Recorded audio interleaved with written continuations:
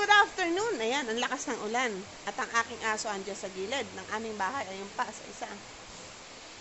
Oh, di ba? Ang lakas ng ulan dito sa amin.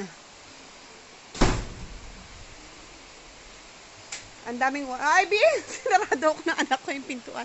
Ang daming water chestnut to. Yan, chestnut yan, guys. Yung nilalagay sa mga chocolates. Yan, yan, yan. Sarap niyan. Andito kami sa mountain, di ba? Wala akong kapitbahay. Nagdalahera. Lumayas na, ayan. Dito kami, ganito yung sa may harap ng bahay ko. Actually, kaya yung ganyan, kasi doon, papunta yan doon, ay gagawing, kalsada. So, binadgetan pa lang yan ng, barangay. Sinaraduhan ako ng anak ko. Kuya!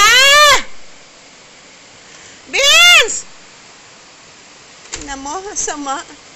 Sinaraduhan ng mami niya. Open, please! Grabe! Be! No! Nak! Ikaw